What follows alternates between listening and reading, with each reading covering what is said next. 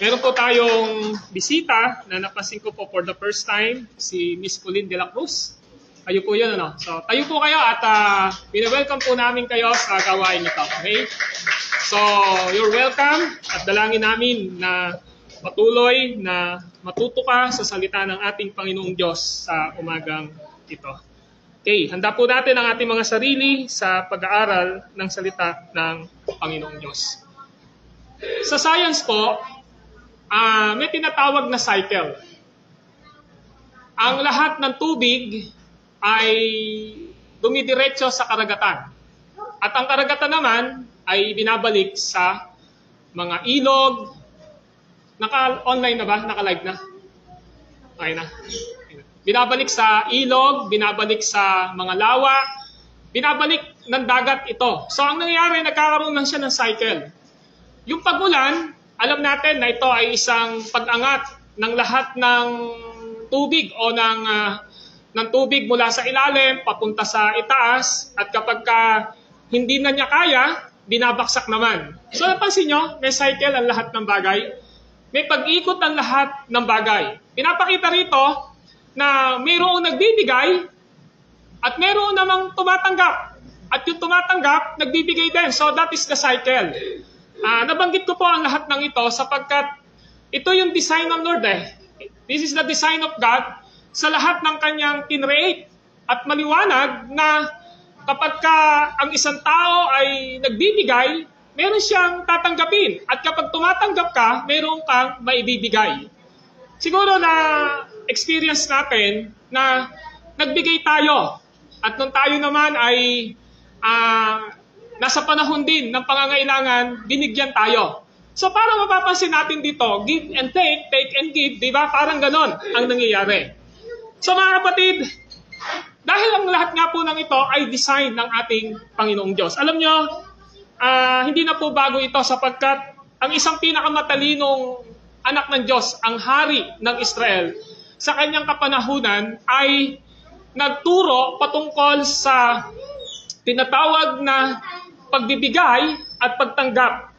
At isa sa pinakamaganda na nakita ko habang inaaral ito ay time will come, sa ayon sa gusto natin, darating tayo sa punto na hindi mang material na bagay, hindi mang pinansyal na bagay ang kailangan natin, naghahanap tayo ng mga taong tutulong sa atin at mga taong sasama sa atin sa panahon na nasa pinakamababang kalagayan tayo ng ating buhay. Inihikayat ko ang bawat isa na muling buksan ang inyong mga Biblia sa mga ngaral. Mga ngaral, Kabanatang 11, ang talata po ay verse 1 hanggang verse 6. But we will focus in verse 1. Ecclesiastes o mga ngaral chapter 11 verses 1 to 6. At ganito ang sinasabi ng salita ng ating Panginoong Diyos.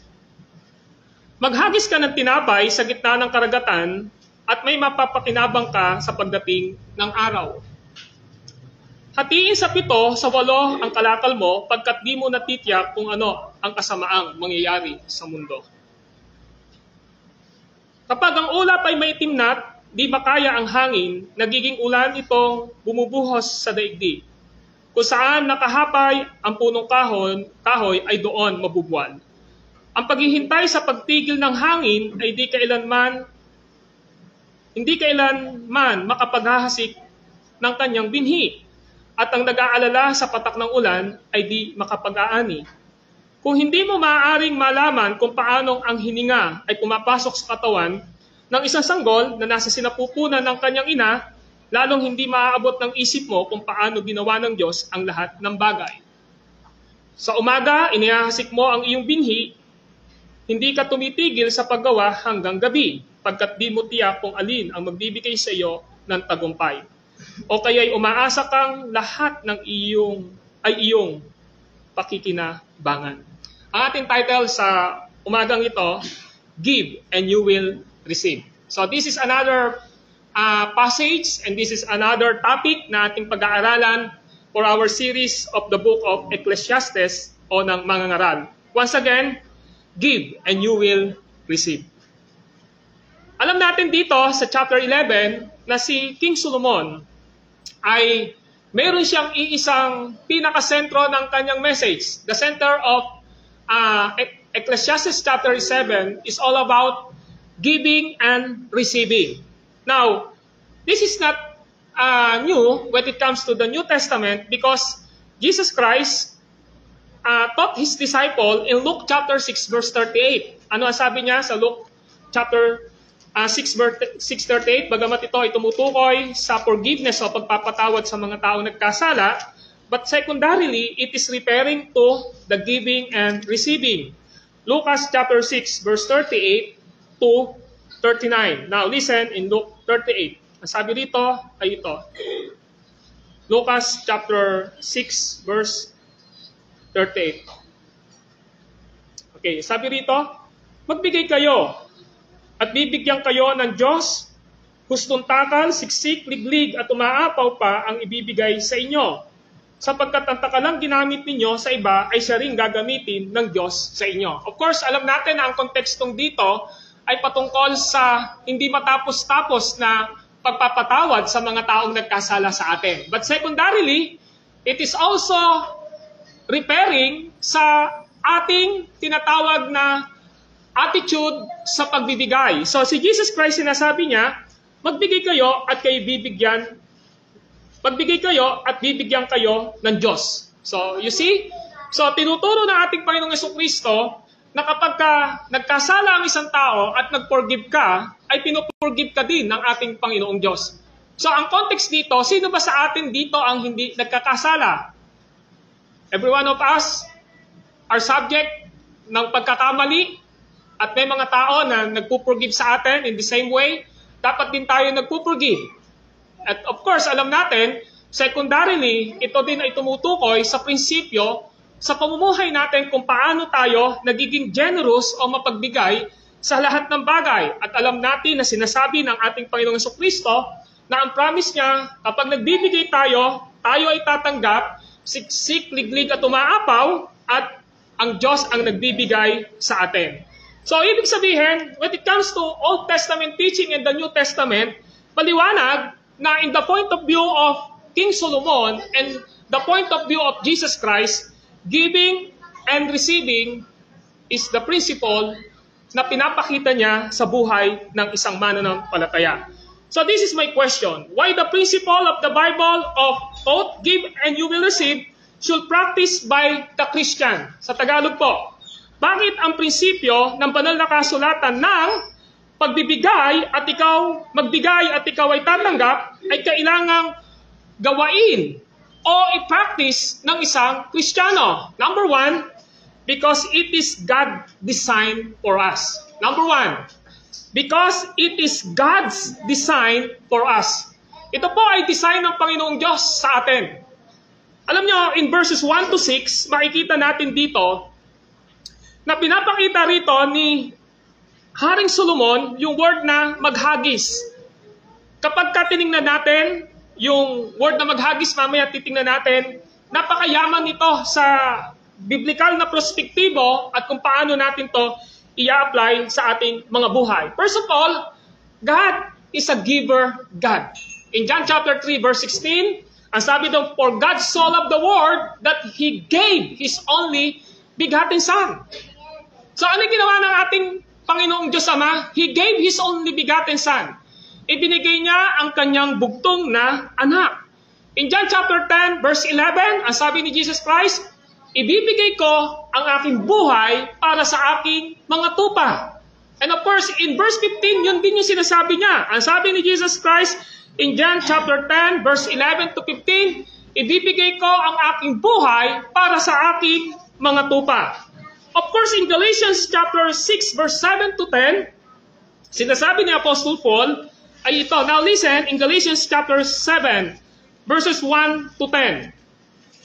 Para makita muna natin, yung prinsipyo ng pagbibigay ay tinuturo ng Panginoong Diyos. In Galatians chapter 6 verse 1 to 10, ang sabi niya ay ganito, mga kapatid, kung may mahulog sa pagkakasala kayong pinapatnubayan, okay, punta na tayo ng verse 7. Ang sabi niya rito,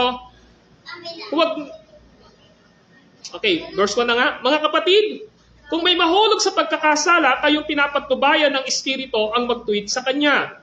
Gawin niyo ito ng buong hinahon at mag-ingat kayo, baka kayo naman ang matukso. Magtulungan kayo sa pagdadala ng pasanin. Sa ganitong paraan, matutupad ninyo ang utos ni Kristo. Suriin ng bawat isa ang kanyang sarili. Kung mabuti ang kanyang ginagawa, magalak siya at huwag nang ihambing iyon sa ginagawa ng iba. Sapagkat dapat nang dalahin ng bawat isa ang kanyang sariling pasanin. Ang nagtuturo ng salita ng Diyos ay dapat bahaginan ng mga pagpapalang tinatamasa ng mga tinuturuan. Huwag ninyong nilangin ang inyong sarili, ang Diyos ay di madadaya ni numan. Kung ano ang hinahasik ng tao, iyon din ang kanyang aanihin. Ang nagsisikap sa mga bagay ukol sa laman ay aani ng kamatayan. Ang nagsisikap sa mga bagay ukol sa espiritu ay aani ng mga bagay ukol sa espiritu at aani ng buhay na walang hanggan. Kaya't huwag tayong magsawa sa paggawa ng mabuti. Pagdating ng takdang panahon, tayo mag-aani kung hindi tayo magsasawa. Samantalahin natin ang lahat ng pagkakataon sa paggawa ng mabuti sa ating kapwa, lalo na sa mga kapatid sa pananampalataya. You see, maliwanag na pinakikita na ang New Testament ay nasa pakasagana sa salitang pagbibigay. Ito yung katangian ng ating Panginoong Diyos.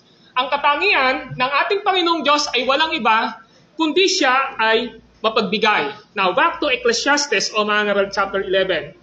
In Ecclesiastes chapter 11, verse 1 to 6, tinuturuan tayo rito na ang gawain ng bawat mananampalataya, man's duty, at ang kanyang kagalakan ay matatagpuan sa kanyang ginagawa. Alam niyo ho, kapag ang pinag-uusapan natin, kagalakan, kapag ang pinag-uusapan natin ay gawain natin, dito nagdadala ito ng pleasure sa atin o ng happiness. Tama po ba? Kaya nga ang ginagawa natin, makapag-malling nga, di ba? Halimbawa, puntaan ng mall. Kasi magiging masaya ka, tama po ba?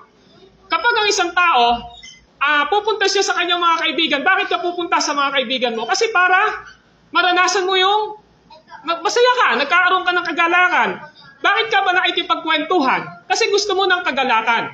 So sinasabi ngayon ni Haring Solomon, tinuturo sa atin, man's duty and happiness are found in our activity. Natatagpuan ito sa lahat ng ating ginagawa. So pinapakita niya rito, ang pinakamahalaga ay dapat nating isipin, especially in doing all the good in the knowledge we have from God. Now, pagamat ang mga activity na ginagawa natin every day or day by day, ang siya nagdadala sa atin ng kagalakan sa lahat ng ating ginagawa, pero kailangan nating tingnan na ang ginagawa ba natin ay ayon sa prinsipyo ng salita ng Diyos. Kasi marami tayong pwedeng gawin na tingin natin nakakasaya sa atin at napupulfilled yung gusto natin, yung pleasure natin. Pero ang tanong natin ngayon dito, ito bang ginagawa natin ito is according to the principle of God's Word? Yun yung tanong na pinapakita ngayon dito na dapat nating sagutin. For we know not how soon we might stand in need of help. Kasi darating ang araw. Sa ayon sa gusto natin, lahat ng ginagawa natin ngayon dito, may magiging bunga. And one day, kakailanganin natin ng mga taong tutulong sa atin. Tama po ba? Alam niyo po, lahat ng gagawin natin, sabi ni Paul sa Galatians, na anumang gagawin natin, kung ano ang tinanim natin, yun yung aanihin natin. Tama po ba? Sabi niya. Ngayon, sinasabi niya ngayon dito, we need to be careful sa lahat ng ating ginagawa kasi sa ayon sa gusto natin mag-aani nito, either spiritual or plus. Ito ay patungkol sa laman o patungkol sa espiritu.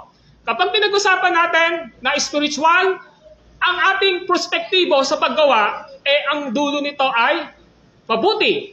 Pero when it comes to the flesh and the worldly pleasure na inaalok nito, ang dulo nito ay problema. And one day, maghahanap tayo kung sino ba ang taong pwedeng tumulong sa atin. Of course, one of the person who will help us ay wala pong iba sa ating Panginoong Jesucristo, sa kanyang pagiging man at sa pagiging God.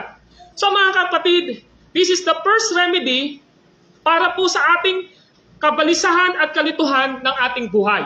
So sinasabi ngayon ni Apostol ni King Solomon in verse 1 to 6 ng 11, minsan meron tayong kalituhan yung tinatawag na perplexities. Sinasabi niya, perplexities. Sabi niya gano'n, yung kabalisahan o kalituhan, nangyayari ito sa atin. Kaya, para hindi tayo malito, ang parameter natin sa ating buhay ay ang prinsipyo ng salita ng Diyos.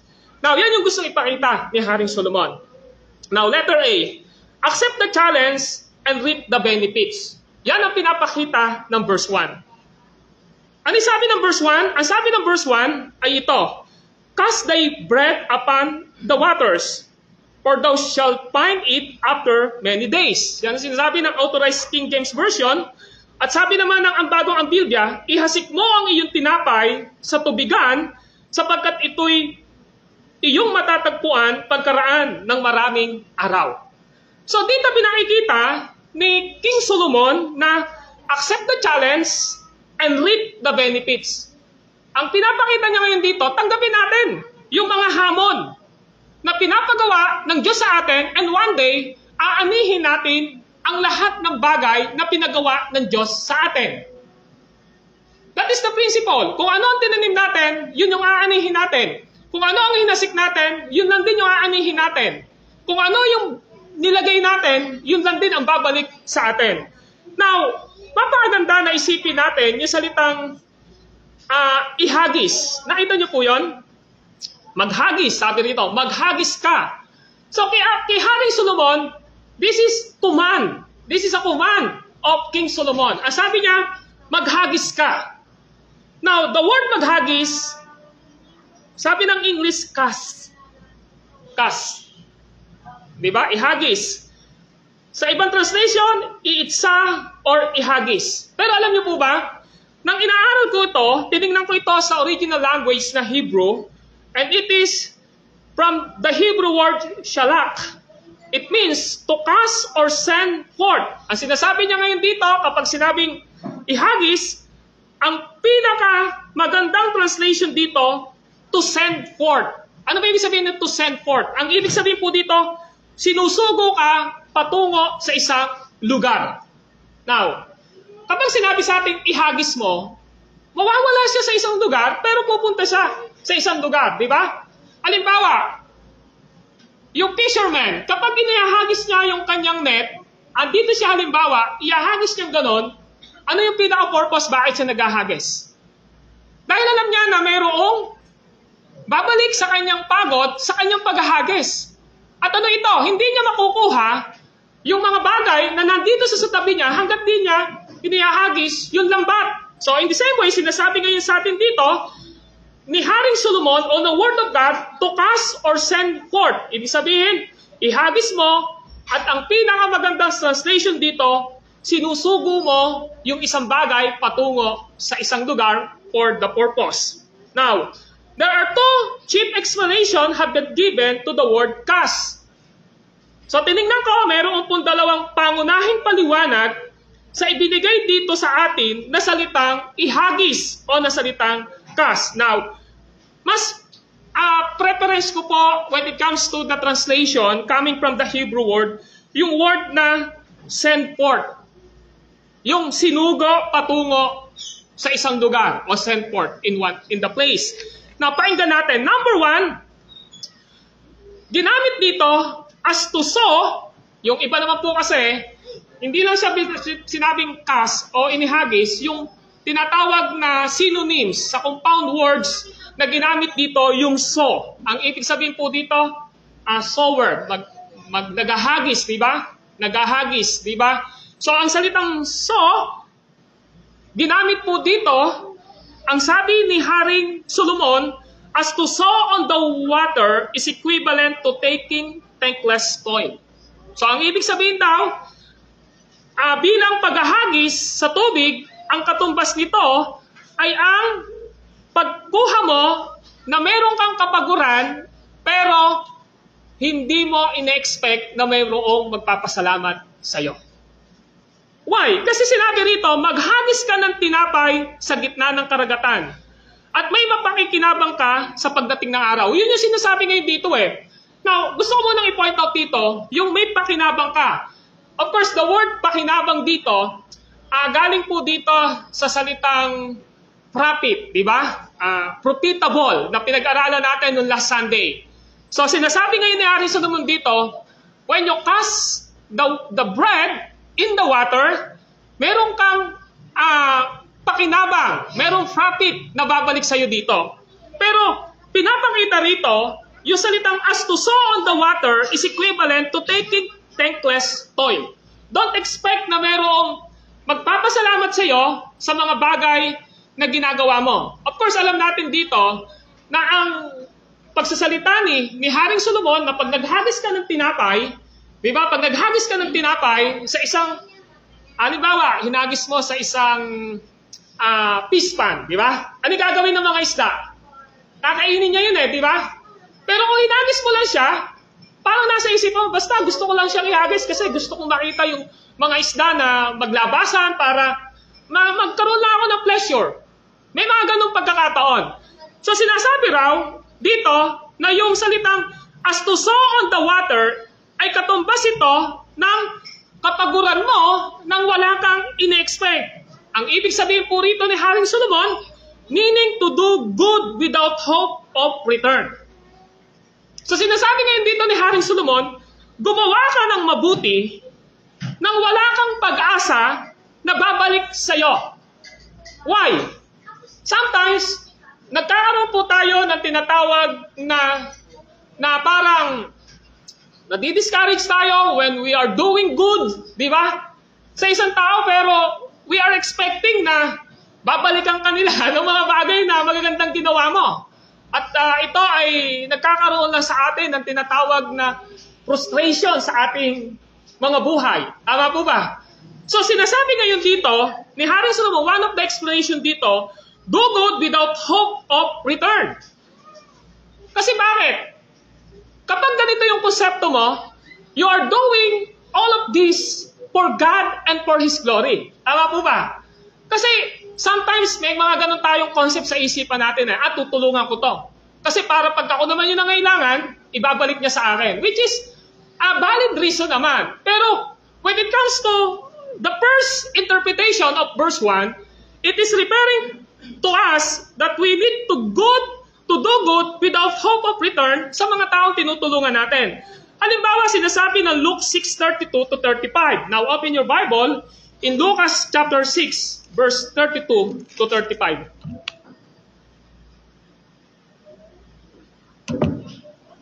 Lucas chapter 6, verse 32 to 35. So sabi po rito ng salita ng Diyos ay ito. Lucas chapter 6, verse 32 to 35. Kung ang iibigin lamang ninyo ay ang mga umiibig sa inyo, ano pang gantimpala ang inyong hihintayin? Kahit ang mga makasalanan ay umiibig din sa mga umiibig sa kanila. At kung ang gagawan lamang ninyo ng mabuti, ang gumagawa sa inyo ng mabuti, ano pang gantimpala ang inyong hinihintay? Kahit ang mga makasalanan ay gumagawa rin nito. Now, verse 34.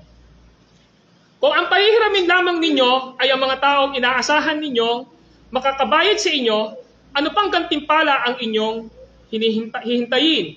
Kahit ang mga makasalanan ay nagpapahiram din sa mga makasalanan, sa pag-asa ng mga ito'y makakabayad. Sa halip, ibigin ninyo ang inyong mga kaaway at gawan niyo sila ng mabuti. Magpahiram kayo na hindi umaasa ng anumang kabayaran. Sa gayon, malaking gantimpala ang tatamuhin ninyo at kayo magiging mga anak ng kataas-taasan sapagkat siya'y mabuti sa masama at sa mga hindi. Marunong tumanaw ng utang na loob. Maging mahabagin kayo gaya ng inyong ama. So the principle is, be merciful, maging mahabagin kayo katulad ng pagiging mahabagin ng inyong ama. So dito pinakikita ni Jesus Christ na ang pagtulong at pagbibigay ay nagpapakita sa atin na we are doing all of this because of our mercy sa kanila, out of mercy sa kanila. At sinasabi ni Jesus Christ dito na kapag ginawa mo yon, ang sabing ganon, ang magbabalik sa iyo ng lahat ng ginawa mo ay walang iba kundi ang Panginoong Diyos. So yun yung sinasabi niya. Kaya dito, ang point po rito, kapag tinignan natin yung reference ng Luke 6:32-35, na pinanggalingan ay ang Ecclesiastes chapter 11 verse 1, ang pinapakita rito, doing good without expectation. Amen po ba? So yun yung gusto niya ipakita rito. This is the first interpretation. Now, there is a second interpretation. The second interpretation, again, verse 11, chapter 11 ng Mangaral verse 1, it is a commercial maxim urging men to make venture in trade that they may receive a good return for their expenditure. So ito yung pangalawang interpretation. Ito ay tumutukoy sa isang paghahanap buhay na salawikain. Okay? Na kung saan nag-uutos sa tao na gumawa ng paikipagsapalaran sa paghahanap buhay upang sila ay tumanggap ng mabuting pagbalik para sa lahat ng kanilang ginastos. So this is investment na sinasabi ngayon. Now this is the second interpretation. So this is investment. Now, in the case that casting bread upon the water is metaphorically expression for sending merchandise across the sea to distant land. So ang ibig sabihin po rito, yung salitang maghagis ka ng tinapay sa tubig ay isang pagkukumpara. This is the comparison. At ito ay pagpapahayag ng pagpapadala mo ng mga kalakal, ng iyong paninda, o ng mga tinitinda mo sa ibang lugar na iba yung dagat. So across the land. Now, this view is supposed to be confirmed by the statement concerning the good woman in Proverbs 31 verse 14. Tingnan natin ang Kawikaan 31:14. So sabi ho ng mga commentator, tumutukoy din ito patungkol sa paghahanap buhay. Proverbs 31 verse 14. Now, tingnan natin ang sabi ng Proverbs 31 verse 14. So in verse 14, ang sabi po ay ganito, tulad ng isang barkong tigib ng kalakal, siya ay nag-uuwi ng pagkain mula sa malayong lugar. Sino ba ito? This is a good woman. This is a good wife na sinasabi ni King Solomon. Of course, King Solomon din ito.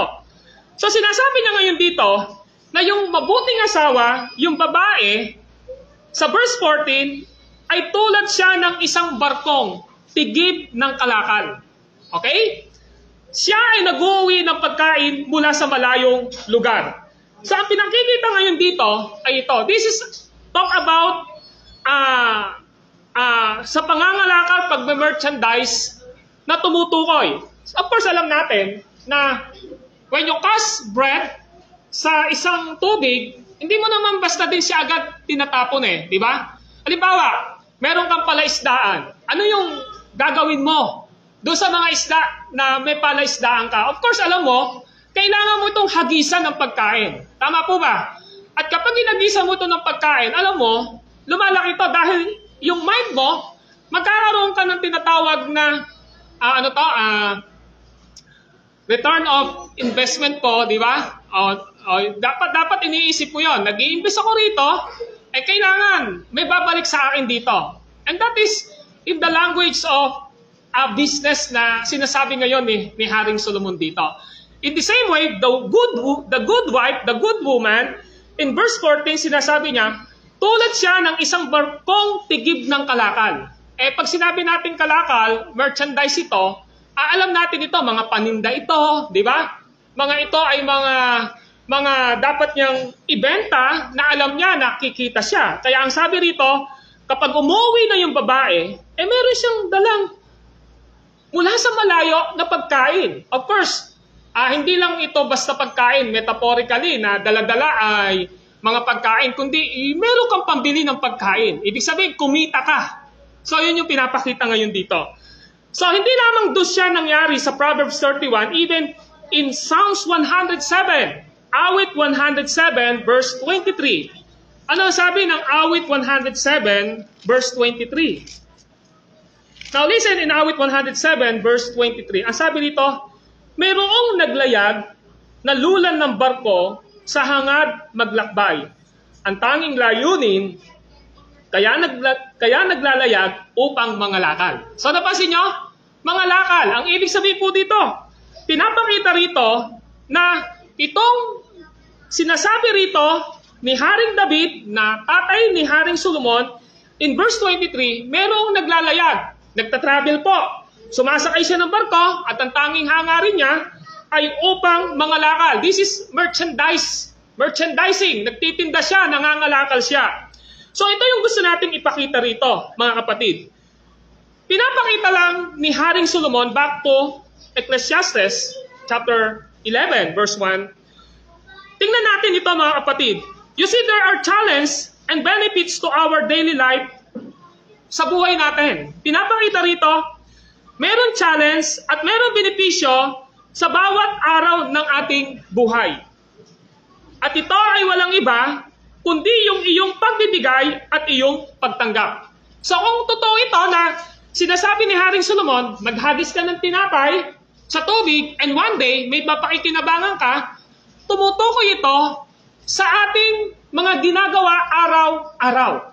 Ngayon, ang tanong dito, ano yung nagiging benefits ng mga pinagkakaabalahan natin sa araw-araw? Ang sinasabi ngayon dito ni Haring Solomon, dapat meron tong benepisyo na dumarating sa atin. Hindi lamang po siya basta material na bagay o pinansyal na bagay, ang aspeto, kundi ito ay holistic sa buhay natin. So, pinapakita ngayon sa atin dito, anong karunungan meron tayo? Anong talento meron tayo? Anong kakayanan o skill na meron tayo? Anong spiritual gift na meron tayo? Na binibigay natin, na siyang nagbe-benefit sa atin ng mga material na bagay, ng mga pinansyal na aspeto, ng mga pagkilala at paglago sa ating spiritual na aspeto. Yung gustong ipakita rito ni Haring Solomon, kapag nagtatrabaho ka ng maayos, ano yung magiging return nito sa'yo? Ang return nito sa'yo, of course, pasusweldohin ka. Tama po ba? Pagka ikaw naman ay nagtitinda, nagbi-business ka, of course, ang iniisip mo, meron kang kitain dito. Tama po ba? Ibig sabihin, lahat ng ginagawa ng tao, merong siyang benepisyong matatanggap. Dalawa lang naman po yan good and bad. Tama po ba? Kapag ang oras mo, inimbest mo sa kachichismis, bad po ang magiging balik nito sa'yo. Tama po ba? Kapag ang oras mo ay ginamit mo sa isang magandang reproduction ng iyong buhay, tatrabaho ka, kumikita ka, babalik ito ng maayos sa iyo. Yun yung gustong ipakita rito ni Haring Solomon. Pinapakita niya rito na ang lahat ng gagawin natin ay mayroong balik sa atin. Tama po ba? Lahat ng ginagawa natin, lahat ng pinagkakabalahan natin, araw-araw mayroong balik sa atin. Tama po ba? So, ibig sabihin po, ang tinutukoy ni Haring Solomon dito ay walang iba, kundi dapat maintindihan natin na tayo bilang mananampalataya ay magkaroon ng kaisipan na lahat ng gagawin natin, una sa lahat, ay nagbibigay sa atin ng pakinabang dahil iyon ay kalooban ng ating Panginoong Diyos. So, that is what in verse 1 says to us. You know, the purpose of verse 1 ay upang turuan tayo sa ating kaisipan na ang mga tao ay nagtatrabaho dahil gusto nilang mabuhay. Tama po ba? Bakit ba tayo nag-work? Para mabuhay tayo. Kasi pag hindi ka na nag-work, may hirapan tayo. Wala tayong kita, wala tayong magiging pambili. Tama po ba? So, pag sinabi kong work, hindi lang po ito yung namamasukan ka bilang isa kang empleyado o nagbi-business ka. Kasi, even yung mga mother sa loob ng tahanan, mas mahirap po yung ginagawa nila. Tama po ba? Ibig sabihin, kung babayaran mo ang mga yan, mapakahirap ng kanilang ginagawa. So, ang punto rito ngayon natin, mga kapatid, ang tao ay meron siyang ginagawa kasi ang nais niya ay gusto niyang mabuhay. Mabuhay siya at mabuhay ang kanyang pamilya. That's why, mapapansin natin dito, ginamit yung salitang bread. You see, in verse 1, ng Mga Ngaral chapter 11, ang sabi ron, maghagis ka ng tinapay. Ngayon, isipin natin dito, why the word bread are included dito sa ating pinag-aaralan? Ano ba ang bread? What is bread in Old Testament? Ano ba ang tinapay? Now, my question is, what is bread in Old Testament? And Hebrew people, kasi sa Old Testament siya nasulat. At ito yung nakita ko, for them, bread was essential staple within the ancient diet, providing significant percentage of their daily caloric intake. So sabing gano'n, para sa mga Hebrew, para sa mga Old Testament people, para sa kanila ang tinapay ay napakahalagang pangunahing pagkain sa panahon nila na nagpo-provide ito ng napakalakas na porsyento ng kanilang pangangailangan na calorie na kinakain araw-araw. Yung bread, siya yung nagbibigay ng lakas sa tao. Yun yung nagbibigay sa kanya ng buhay, ang bread. Kaya pinapakita rito sa atin ngayon na ang food o yung bread is a symbol of life. Ang tinapay ay simbolo ng buhay. Kaya tayo nagtatrabaho. Tama po ba? Bakit ba nagtatrabaho ang tao? Bakit ka nag-aaral? Para magkaroon ng maayos na trabaho. Bakit kailangan mo magtrabaho? Para merong panggastos, para mabuhay. That is the symbol of bread because you want to provide foods for you and your family, relatives, and etc. Tama po ba? So that's why King Solomon included the word bread na sinasabi niya ngayon dito. So ibig sabihin, ang tao, nasa mundo siyang ito, binigyan siya ng work ng Panginoong Diyos, at dahil binigyan ka ng work ng Panginoong Diyos, ito ang paraan ng Panginoon upang i-bless niya tayo to give us our daily bread. That's why in the prayer of Jesus Christ, in the Lord's Prayer, ano sabi niya? Give us this day our daily bread. Bigyan mo kami ngayon ng pagkain namin kailangan namin sa araw-araw. So that is the symbol.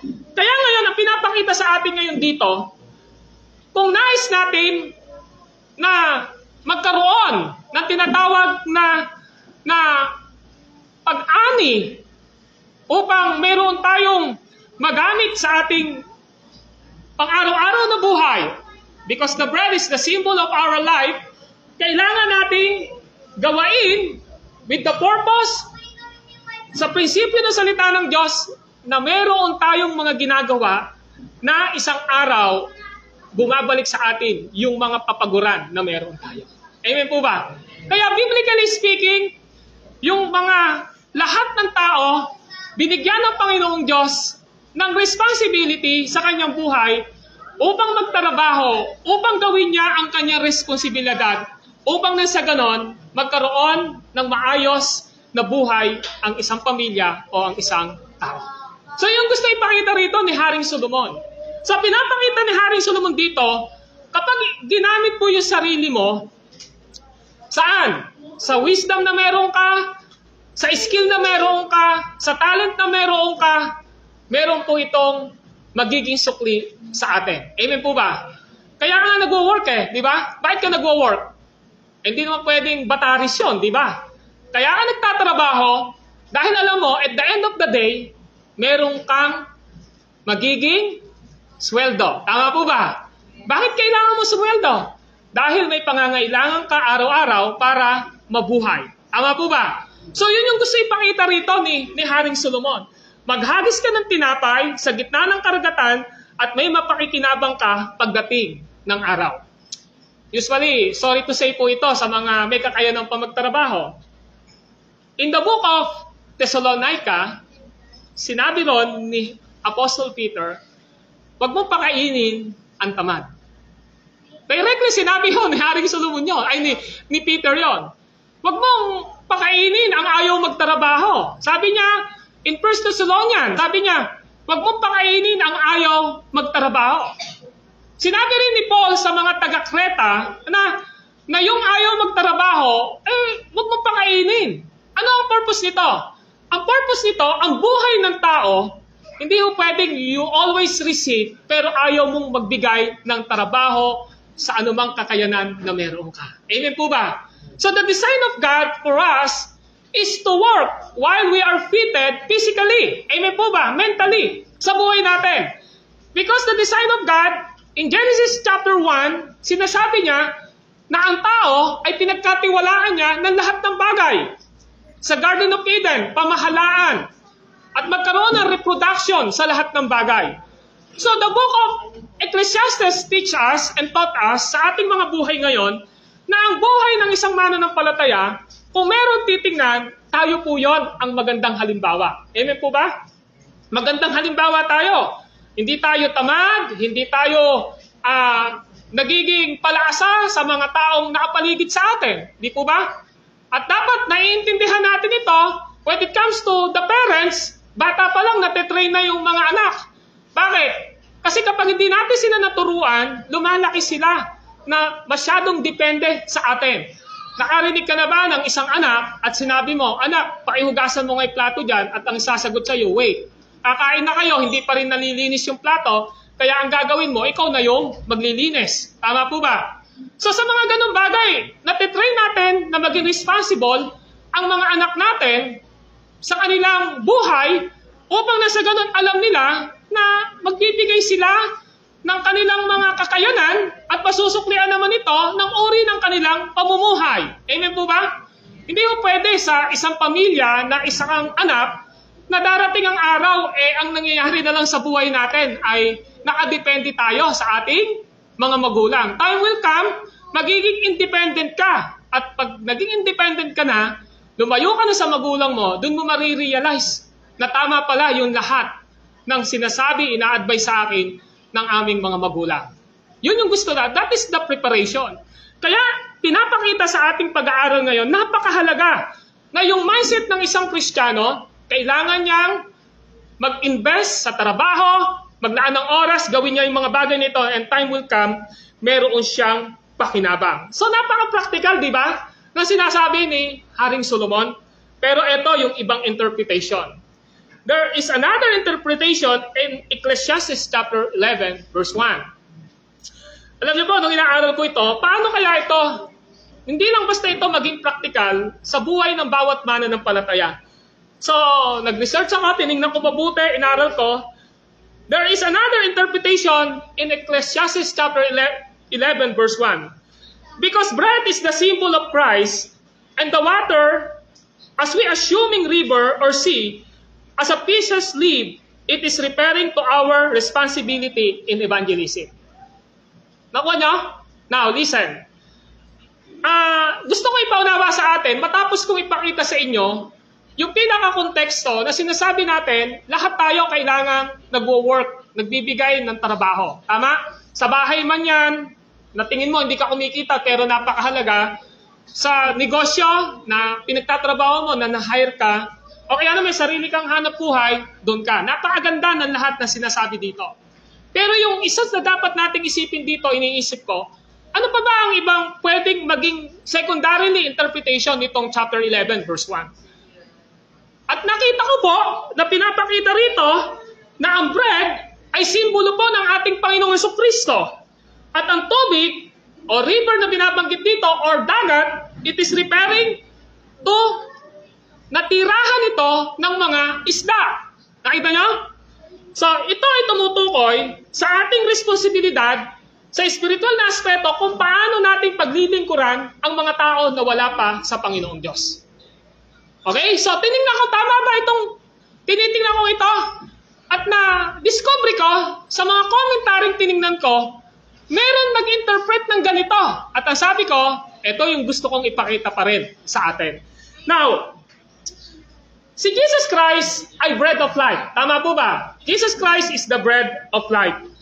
Now, open your Bible in John chapter 6, verse 3. Ang sabing ganon, ng John chapter 6, verse 3, ay ito. Now listen.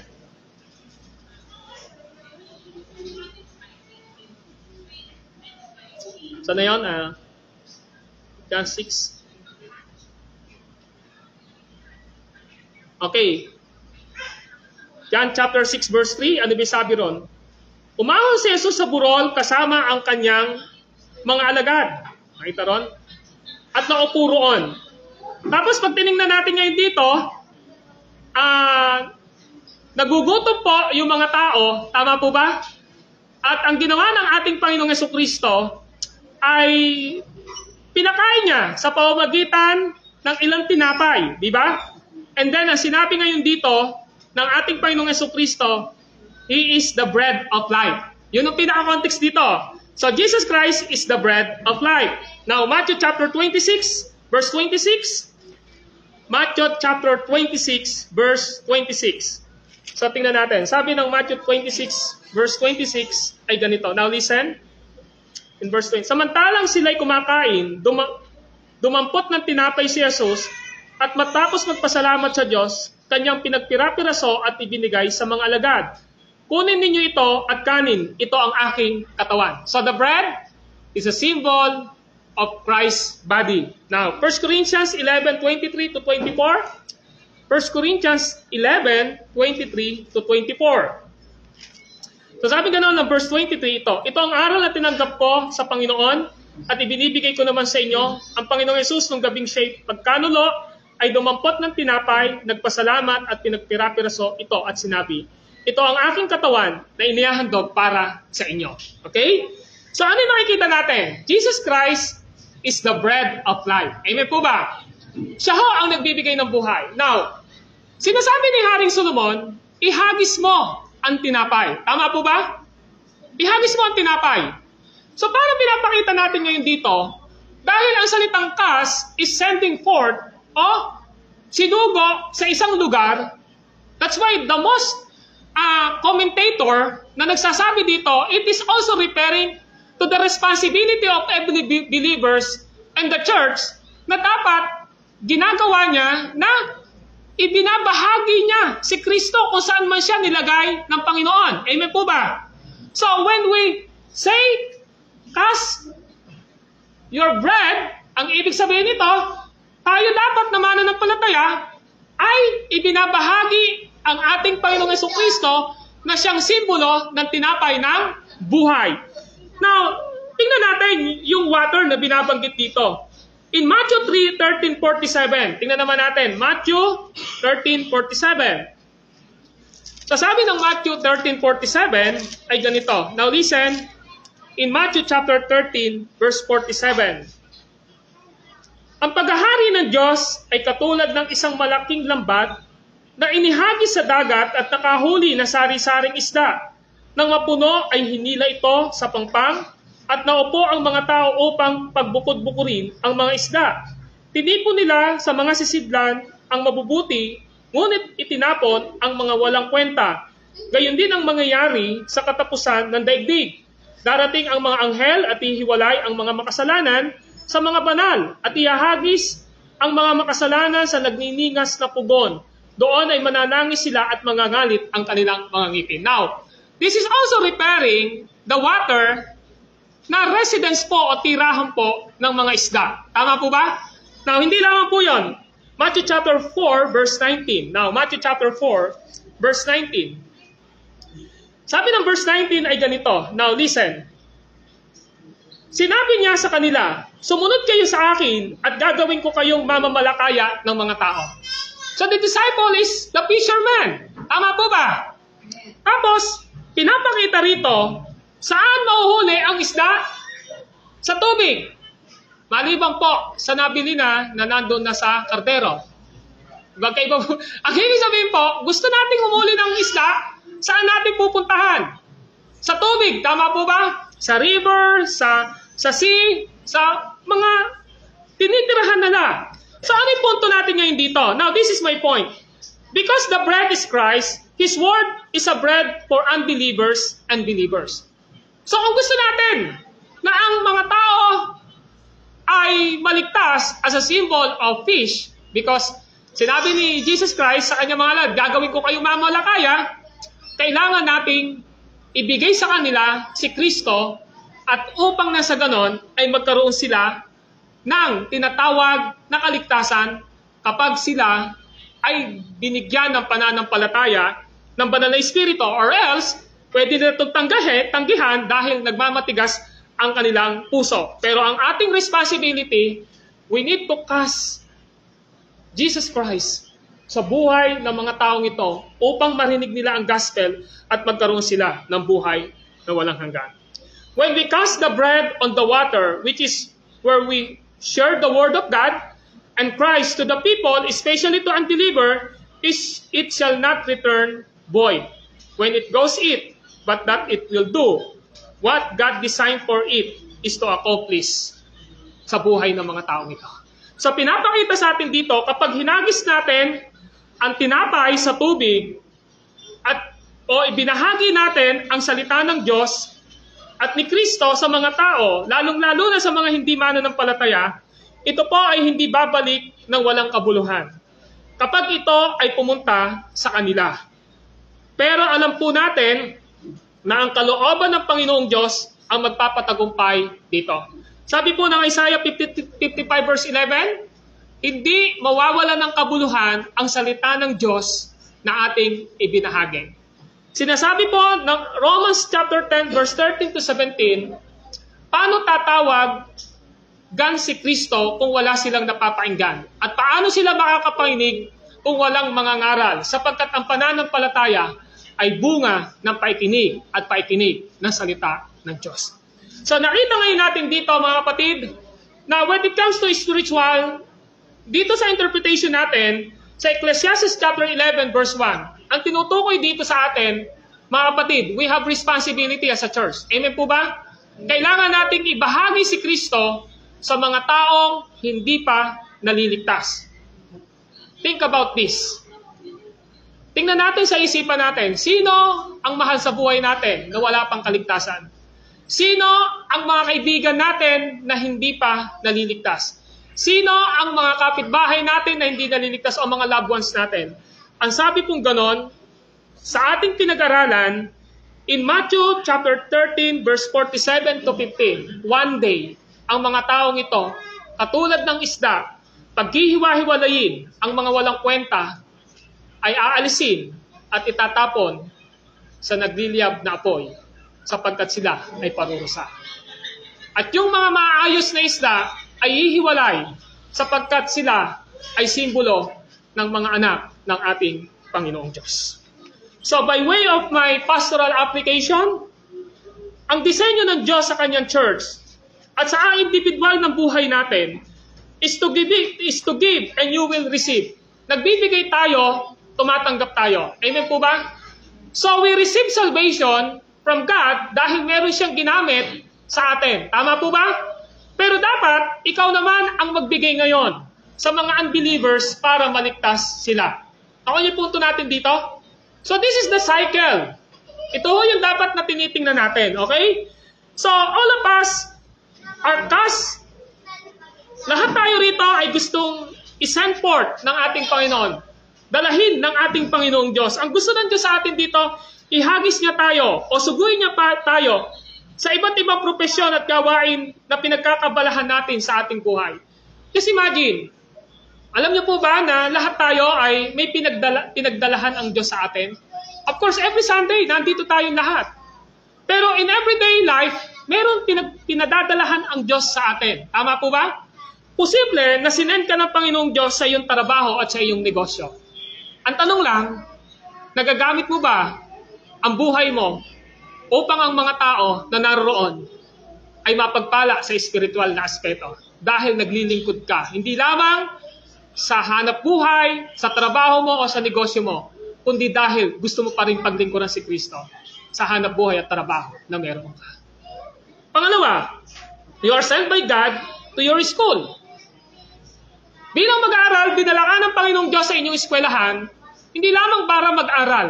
Ang gusto ng Panginoong Diyos, dahil doon kanya dinala, gamitin mo ang iyong buhay upang maging mabuting patotoo na isang Kristiyano at nagbabahagi ng salita ng Diyos upang sila ay magkaroon ng buhay na walang hanggan.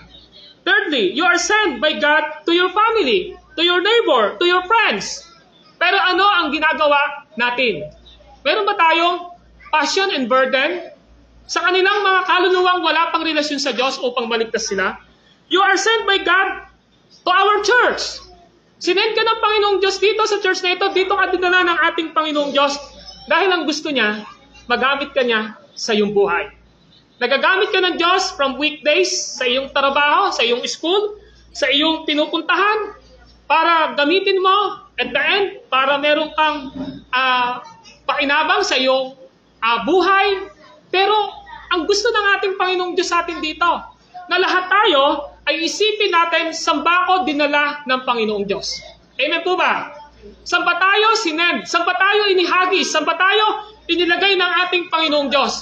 At kung doon tayo nilagay ng Panginoong Diyos at malinaw sa atin, nakalooban ng Diyos na nandun tayo sa isang lugar na yon, nagtatrabaho man tayo, nag-aaral man tayo, nagdinegosyo man tayo, o ano man, ang pinaglagyan ng Diyos sa atin, ang isang kaisipan na dapat na meron tayo, Panginoong Diyos, tumanggap ako sa iyo ng lahat ng bagay at ang gusto kong gawin naman ay magbigay ng mga bagay na ibinigay mo sa akin upang ang mga taong ito ay makilala ka sa kanilang buhay sa pamamagitan ng buhay na meron ako ngayon galing sa iyo. Amen po ba? So mga kapatid, ang Diyos sinesend niya tayo.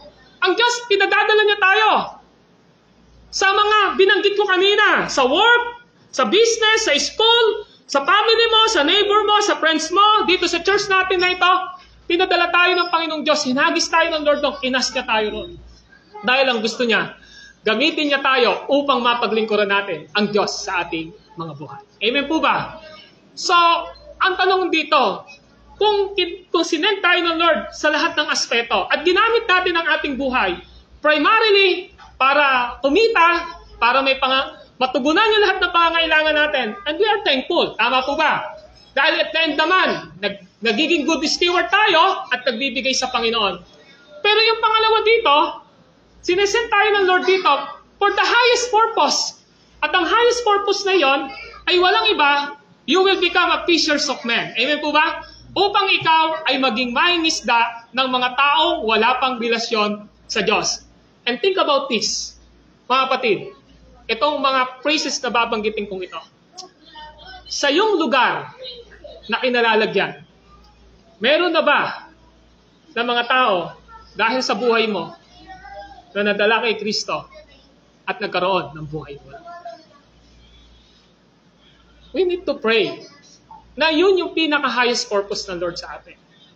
At sana, sa mga bagay na meron tayo ngayon, nagpiprepare ka sa school dahil nag-aaral ka, let us pray na sana dalahin talaga kayo ng Panginoong Diyos sa isang propesyon na alam mo, nagagamitin ka pa rin ng Panginoong Diyos. Amen po ba? Dahil ang lahat ng ito, kung bakit ito sinulat ng isang inspired ng Banal na Espiritu, ang matalinong tao na si Haring Solomon, dahil sa panahon niya, nakita niya ang mga tao na ang buhay nila ay nawawalan ng saysay dahil masyado nagpo-focus sa mga pasamantala na bagay sa mundong ito. That's why yan yung makikita natin sa mga ngaral.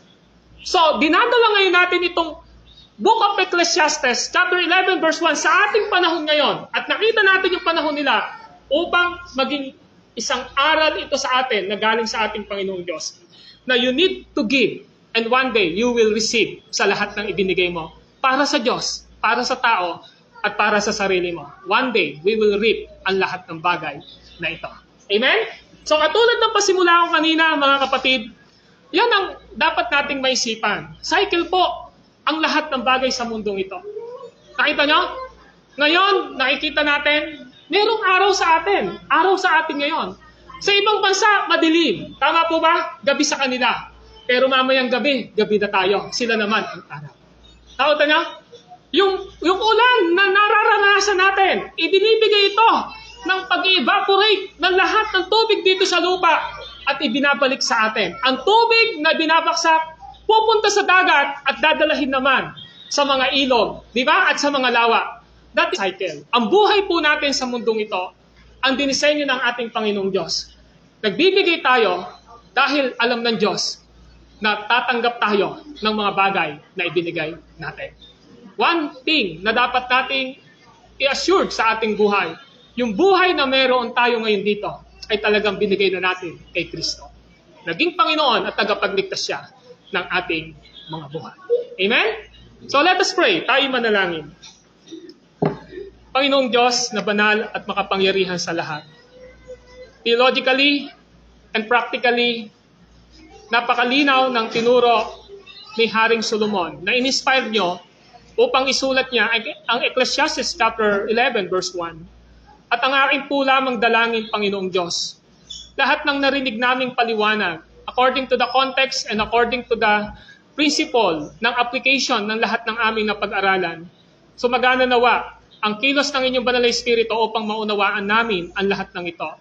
Pinahintulot ninyo na masiris namin ito at huwag namin baktawan itong mga talatang ito upang na sa ganon ay maisip namin, Panginoong Diyos, na kung paanong kayo ang Diyos na mapagbigay, kung bakit kami naligtas, binigay nyo ang aming Panginoong Jesucristo, kung paano kami nabubuhay sa mundong ito, na you are the sustainer of our life, Panginoong Diyos. Kung paanong pinuprovide nyo ang lahat ng pangangailangan namin, kung paano kayo nagbibigay ng hanap buhay, ng trabaho sa amin, kung paano nyo sinusustain ang aming spiritual na pangangailangan.